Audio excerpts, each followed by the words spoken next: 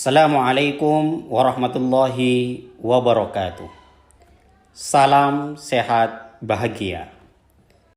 Rekan-rekan sekalian, situasi pandemi COVID-19 mempengaruhi kecenderungan orang Indonesia untuk melukai diri hingga berpikir untuk bunuh diri. Hal tersebut sesuai dengan laporan perilaku penggunaan layanan kesehatan mental di Indonesia seri pertama yang dirilis pada bulan September tahun 2021 ini. Namun, sebelum kita bahas lebih jauh meningkatnya fenomena bunuh diri sebagai dampak dari pandemi COVID-19, jangan lupa rekan-rekan untuk subscribe channel ini dan nyalakan tombol loncengnya agar rekan-rekan tidak ketinggalan info-info menarik dari channel ini.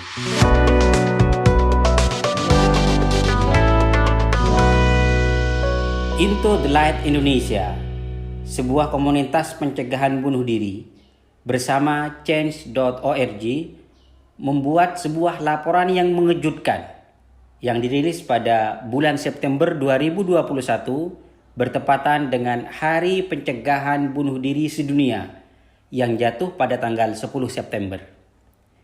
Laporan tersebut mensurvei 5.211 responden dari 34 provinsi di Indonesia pada tanggal 25 Mei 2021 hingga 16 Juni 2021.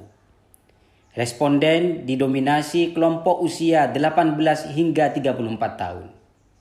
Hasilnya, selama masa pandemi COVID-19 tersebut, diketahui 2 dari 5 responden ingin melukai diri dan berpikir lebih baik meninggal selama 2 minggu terakhir pada periode survei. Sebuah temuan yang mencengangkan tentunya.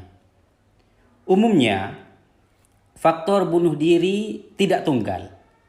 Pemikiran bunuh diri dipengaruhi faktor biologis, psikologis, dan sosial. Faktor biologis dan psikologis antara lain kondisi genetik, struktur otak, serta manajemen stres.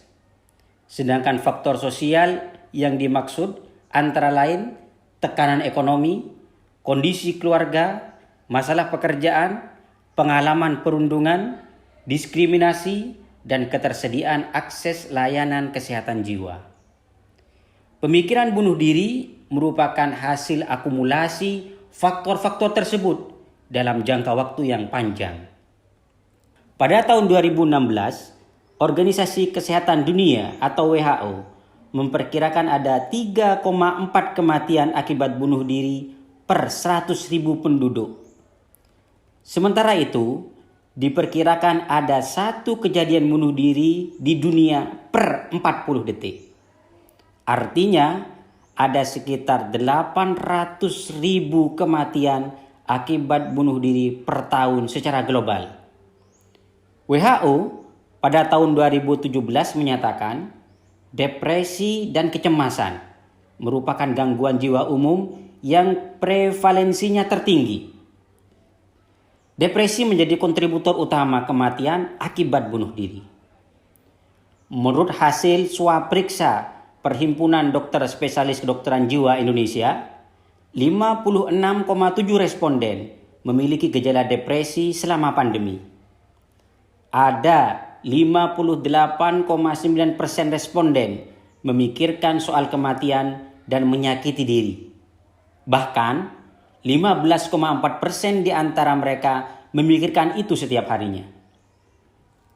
Semakin tingginya angka bunuh diri sebagai dampak pandemi COVID-19 ini disikapi serius oleh Direktur Jenderal WHO, Tedros Adhanom. Ia menyerukan agar semua negara memasukkan strategi pencegahan bunuh diri ke dalam program kesehatan dan pendidikan nasional secara berkelanjutan. Ini sebagai bagian dari pencegahan peningkatan bunuh diri.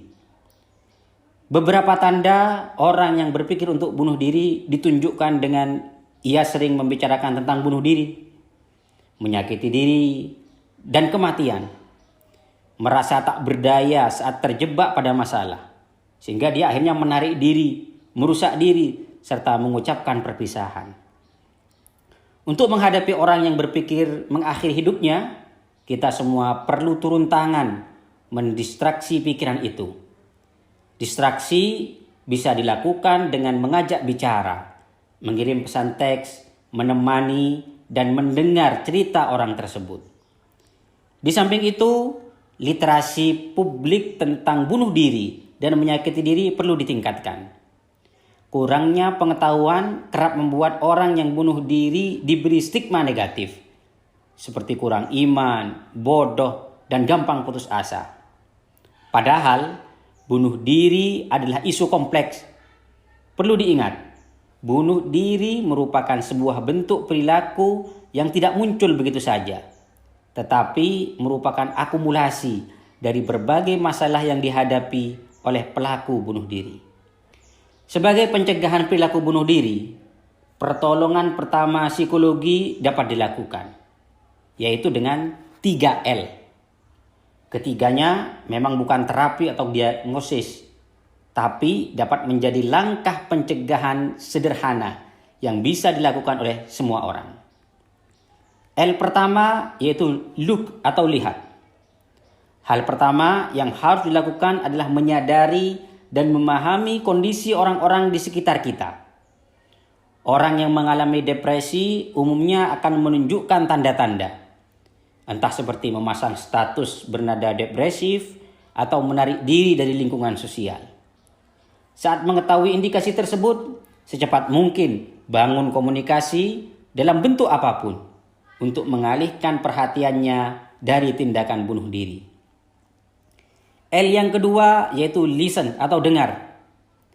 Ketika sudah menyadari ada orang terdekat yang depresi dan berpotensi memiliki keinginan bunuh diri, maka harus segera mendekati dan membangun kedekatan atau emotional building yang aktif, reflektif, dan empati. Mendengarkan keluh kesah dapat menjadi pertolongan pertama yang sangat membantu. Namun perlu diingat, kita harus hadir sebagai pendengar yang baik dengan tidak menggurui, memimpin, maupun menghakimi. Hal penting pada langkah ini adalah biarkan orang yang memiliki persoalan depresi bebas bercerita dengan nyaman. Apabila dia ingin tetap diam, jangan pernah memaksanya untuk berbicara. L yang ketiga yaitu link atau menghubungkan. Setelah upaya melihat dan mendengar sudah dilakukan, selanjutnya kita harus menyadari kapasitas diri bahwa bantuan kita sifatnya sangat terbatas dan tidak bisa menampung semua permasalahan orang lain. Maka dari itu, apabila depresi telah berada di tahap yang kritis, harus segera mengarahkannya ke profesional untuk memperoleh penanganan tepat dan solusi yang lebih objektif. Selain menghubungkan mereka dengan psikolog atau psikiater, kita juga harus menghubungkannya dengan keluarga untuk mendapat dukungan yang lebih. Mari kita tingkatkan kepekaan membaca tanda-tanda bunuh diri pada orang yang ada di sekitar kita. Kemudian membantu baik dengan mendengarkan keluh kesahnya dan tidak menghakiminya.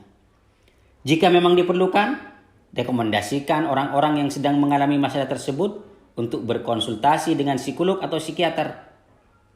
Semoga kita masih memiliki kekuatan terbesar kita, yaitu empati.